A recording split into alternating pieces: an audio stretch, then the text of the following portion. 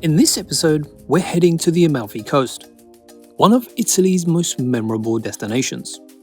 So it's not hard to see why people are coming here every single year. The coast is remarkable, the sea, even the gelatos. So if you've never been before, let's take a look at some of the most beautiful places along the Amalfi Coast.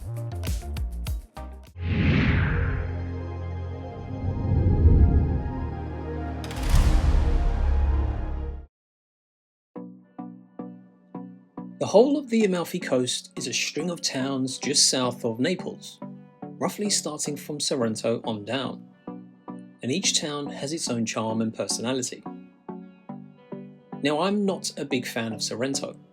It's more of a modern city that cruise ships and tour buses visit, and it's the last train stop. But keep going down further and further and start at Positano, clinging to the cliffs of Italy's Amalfi Coast. This town is one of the most iconic seaside towns in the world. From a distance, it looks like a cascade of pastel-coloured houses, tumbling down into the Mediterranean. Narrow staircases weaving through flower-draped terraces, and there are plenty of boutique hotels. But in the summer, Positano does get crowded. The beach is usually packed, the narrow streets are busy with tourists, and getting around means climbing a lot of stairs. But even with all that, it's easy to see why people come here every single year. The views are incredible, the setting is unique, and the whole place literally feels like it was built for photos. But don't forget, you can take a boat from here to Capri. It's one of the easiest spots on the coast to do that from.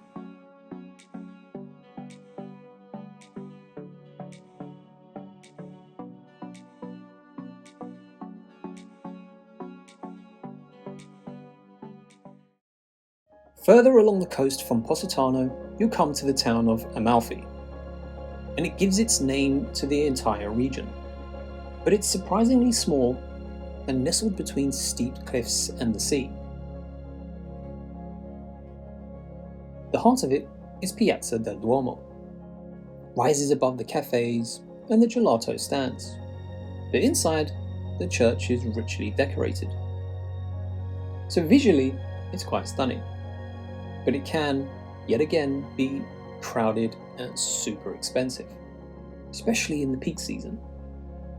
The streets are packed along the Amalfi, with so many tour groups, and the waterfront fills up so early. But still, if you do arrive early in the day or visit outside the summer rush, you will find moments of quiet beauty. There are these little ceramic shops that are tucked away in these narrow alleyways. Sea views from the pier, and you will notice the scent of lemons. Amalfi still is that postcard picture perfect town, if you can survive the chaos.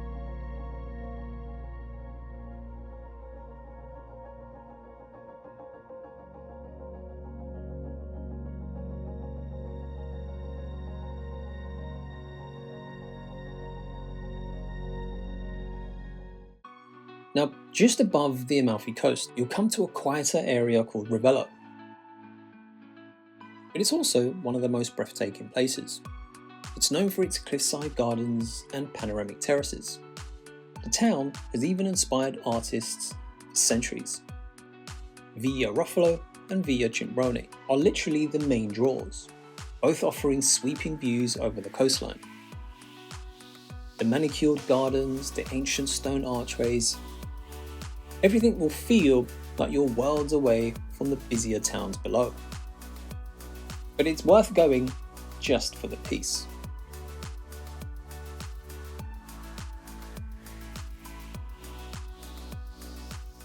Now, tucked between Positano and Amalfi, Praiano is often overlooked.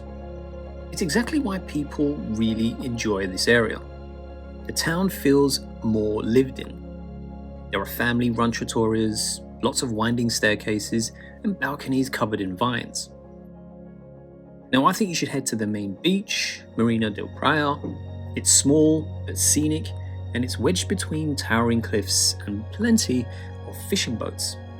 So it doesn't have the buzz of its neighbours. It also doesn't have the crowds or the prices. But it's very hilly, so expect lots of walking and lots of stairs. But the views are unreal, and it may even offer the best parts of the Amalfi Coast.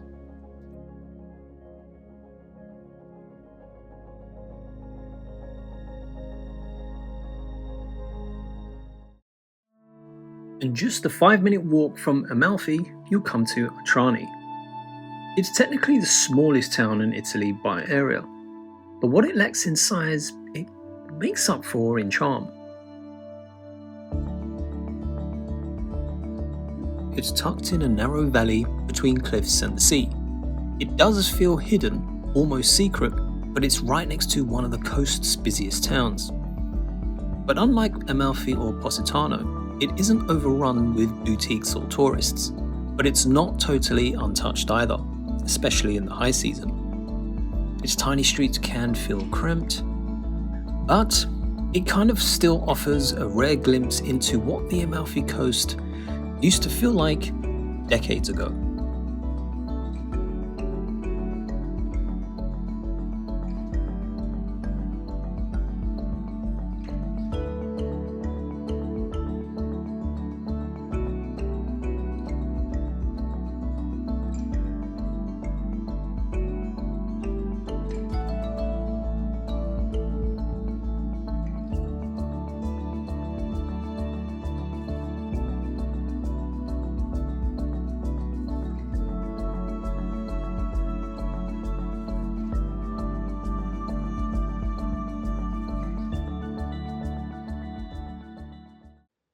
Number 6 is Maiori. It's further east along the coast, about 20 minutes from Amalfi by bus or from the ferry. And it stands out for one simple reason. It has the longest beach on the Amalfi Coast. So while most of the coastal towns are squeezed into rocky coves, Maiori opens wide to the sea.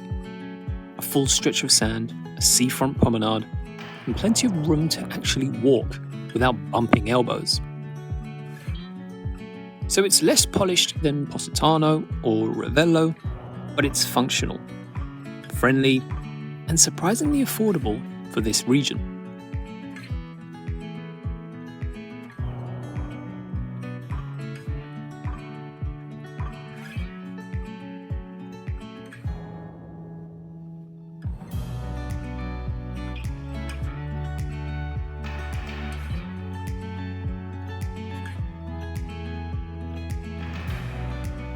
And just to be clear, these are now some of the towns where I think your trip to the Amalfi Coast will be far more exciting and enjoyable.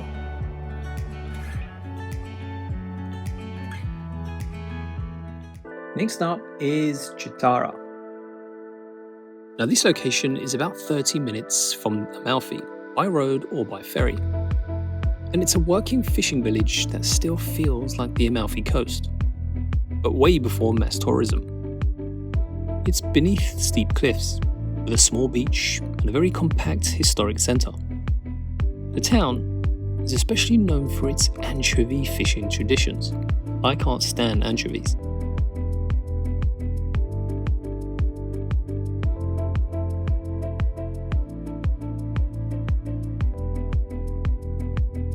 But it produces one of Italy's most prized condiments, a fermented anchovy sauce that dates back to Roman times. But here you won't find any high-end boutiques or luxury hotels, just fishermen, family-run shops and trattorias, and a few small streets winding down to the sea. So it's kind of tiny, but for me that's the best bit. Yes, it does get busy in August with locals, but for most of the year, it remains refreshingly real.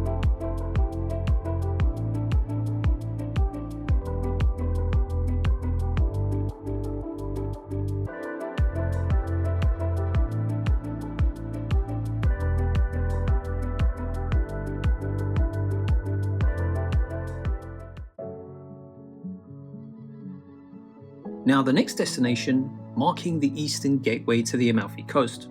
It's just minutes from Salerno, Vietri sul Mare, and it's instantly recognizable for its hand-painted ceramics. So nearly every building is decorated with colorful tiles, and the town is jam-packed with workshops, studios, where artists still craft everything by hand. Plates, murals, shop signs, everything you can think of.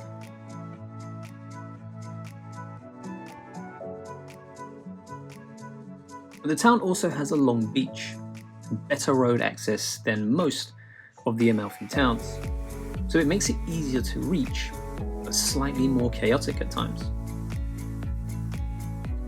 The drawback is it's less picture perfect than, let's say, Positano, but it's also more lived in, with a raw edge that shows that it's not just for tourists. So if you're arriving from Salerno, I think Vietri is a much better location to be at.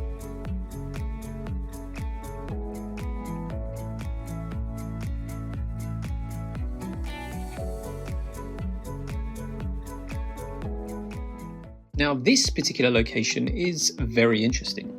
Perched high above the Amalfi Coast, between Amalfi and Praiano. Furore is less of a town and more of a vertical village, scattered across cliffs with no real central square. Now I'm pretty sure that you've seen this, and what puts it on the map is the dramatic narrow fjord, where a tiny beach is wedged between two cliffs, and a stone bridge arches overhead. It's literally one of the most photographed spots on the coast. It isn't easy to explore, it's steep, fragmented, but it's best reached by car or a very hot local bus and a lot of planning. But the thing is, the isolation is part of the appeal. So if you want raw landscape, scattered beauty, and silence broken only by the sea below, Fiore is it. And finally, for number 10, I'm going to suggest you head to Capri. Now, I could include Minori, which is very close to Maiori, but there are plenty of other towns which I've already mentioned, which are far better. So if you are heading to Amalfi, going to Capri is an unmissable day trip.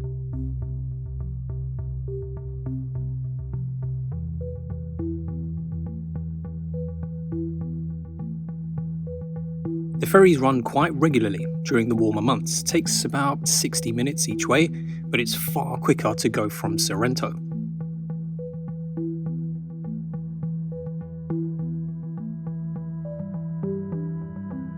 So it's a rocky island off the shores of the southern Italian region of Campania, right on the edge of the Bay of Naples. It's seriously beautiful. There's barely a grubby building or untended garden. But it may be small, but it's the most fashionable square in the world. One thing everybody agrees on is that it's the heart of the island, where sooner or later, all those visiting Capri come to watch the world go by. And going there by boat is also part of the experience. So I highly recommend a day trip to Capri.